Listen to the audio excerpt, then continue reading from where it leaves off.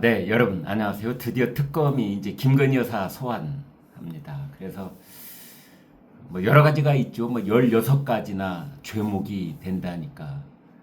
그중에 뭘 들춰도 또 뉴스가 계속 쏟아져 나오겠지요. 그런데 오늘 나오는 거 보니까 이제 그 김건희 여사가 운영했던 코바나 컨텐츠라는 전시 기획사의 기업 협찬금이 이제 어떻게 글로 몰리게 됐는지 그걸 이제 들여다 보겠다는 겁니다.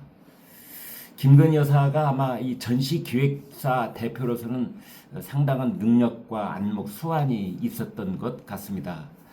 그래서 르 코르부지에라고 아주 유명한 현대 건축가 전시회도 했고요. 자코메티라고 왜 조각가 그 전봇대처럼 키 껑중한 그런 사람 조각한 자코메티 여러분 아마 보시면 금방 아실 겁니다. 그 전시회도 했고 야수파들 뭐 전시회도 했고 일반 언론사가 하기에도 상당히 오랫동안 공을 들이고 계획을 세워야 될 만큼 이 굵직굵직한 그런 전시회들을 해냈습니다. 코바나 콘텐츠라는 김건희 여사가 대표로 있던 그 전시 기획사가 해낸 그런 전시회들입니다. 그런데 이 전시회는 처음에는 한 서너 개 정도 기업 협찬이 뭐 있는 것처럼 되어 있다가 나중에는 어떤 전시회는 28개까지 기업 협찬이 붙습니다. 사실은 전시회를 해가지고 그 전시회로 뭐 입장 수입을 크게 늘려서 떼돈을 번다 이런 건 사실은 생각하기 힘듭니다. 그래서 전시회를 크게 성공적으로 치러내면 이제 그 기획사 또는 어떤 화랑 이런 데가 거기에 성과가 올라가는 거고 그 다음에 전시 품목 중에서 전시 작품 중에서 이제 판매가 가능한 그런 작품이 있을 경우에 그 판매 수익의 가령 절반을 그 화랑이 이제 갖는다. 뭐 이런 식으로 해서 그 수익을 이제 가져가는 것이지 전시 뭐 이 입장료로 그 수익을 맞추는 건 아닙니다.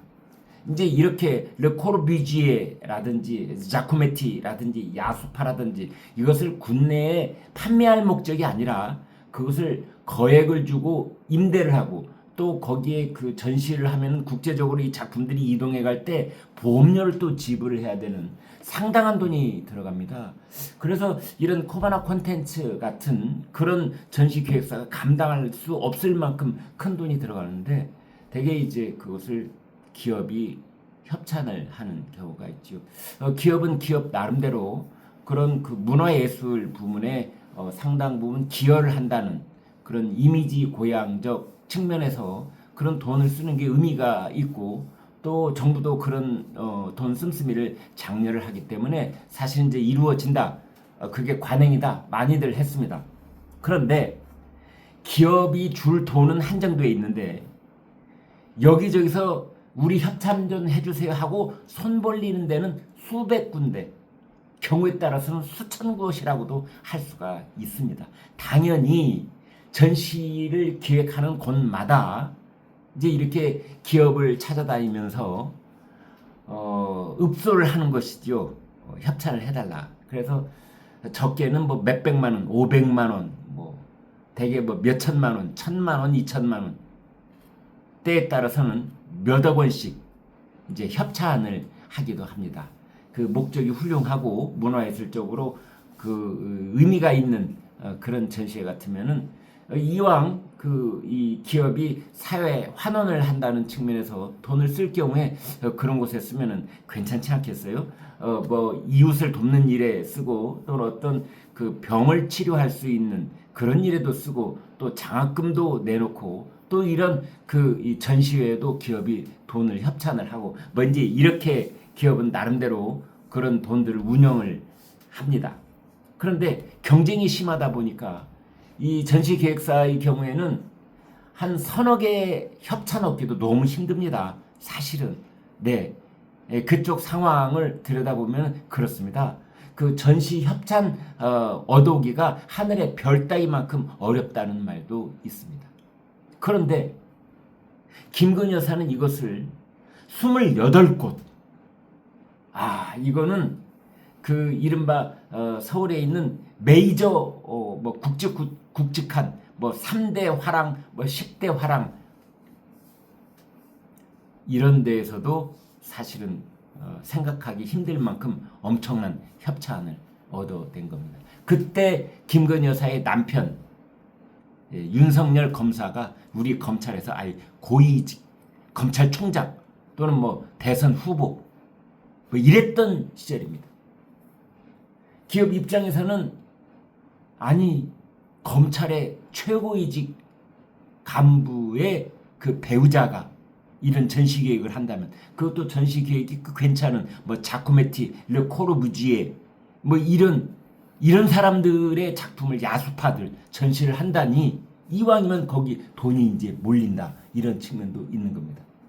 검찰은 그 과정에서 이제 부당한 압박이 있었는지 또는 검찰 간부 남편의 그 위력을 또 빌려서 뭔가 청탁은 없었는지 등등을 다시 들여다본다는 거죠. 이미 이건 한번 다 검찰이 수사를 했던 내용들입니다. 그래서 혐의 없음으로 결론이 다 끝났던 거고 청탁금지법에 고위공직자의 배우자는 해당되지 않는다. 뭐 이런 여러 가지 이유로 해서 검찰이 다 혐의 없음 했는데 특검이 다시 들여다본다는 것입니다. 코바나 콘텐츠라는 말은 우리가 다 아는 말이고 코바나가 무슨 뜻일까요? 두 가지 설이 있습니다. 하나는 코우바나라는 일본 말인데요. 코우바나 향기로울 향자에다가 꽃 화자를 씁니다. 그래서 이 부처님한테 향을 바치고 꽃을 바친다라는 불교 용어입니다. 코우바나. 이제 거기에서 이걸 차용한 말이다. 코바나. 김건희 여사가 또 불교 쪽하고도 이렇게 호감을 갖고 있고 본인이 불교 신자인가요? 그건 한번 알아봐야 되겠는데 아무튼 그래서 그런 불교적 의미가 들어가 있다라고도 볼 수가 있고 또 하나 얘기고요. 김건희 여사 본인 얘기로는 이 하와이의 코나라는 곳이 있습니다. 이제 그곳을 좋아했다고 그러고 그 다음에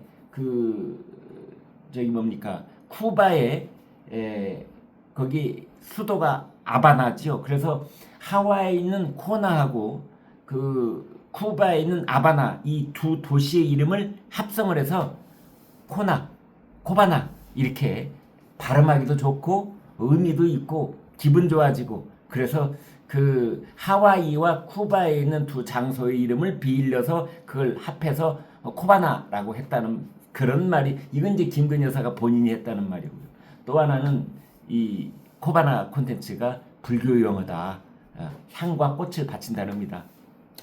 그래서 코바나 콘텐츠 말도 많고 탈도 많았던 코바나 콘텐츠 이제 특검이 다시 들여다 본다는 겁니다. 김건희 여사 특검을 맡고 있는 민중기 판사였던 그분 예전에 제가 잠시 알았던 분입니다.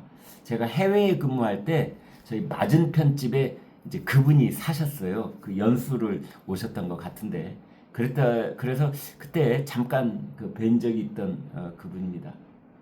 나중에 보니까 우리 법 연구의 어떤 핵심적인 역할을 한 분이다. 뭐 이런 말도 들렸습니다만 제가 경험한 그분은 매우 합리적이고 온건하고 또 중심을 잡는 그런 성품이었던 것으로 기억을 하는데요. 같이 여행도 한 적이 있고 그렇습니다. 그런데 그분이 이제 김건희 여사 특검에 대해서 과하지 않게 하겠다. 그리고 이제 균형을 잃지 않도록 하겠다. 이런 말을 했더군요.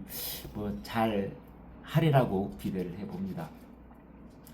그런데 저는 이런 일들이 결국은 어떻게 이제 진행이 될 것인가라는 측면에서 본다면 지금 특검이 세 가지가 있잖아요. 윤석열 대통령에 관한 이제 내란 특검, 그 다음에 김건희 여사에 관한 특검, 그리고 이제 저쪽에 최상병 최해병에 관한 특검이 있는데 그 중에서 국민적 관음증 들여다보고 싶어하는 마음 이걸 가장 적나라하게 충족시킬 수 있는 것이 김건희 특검이다.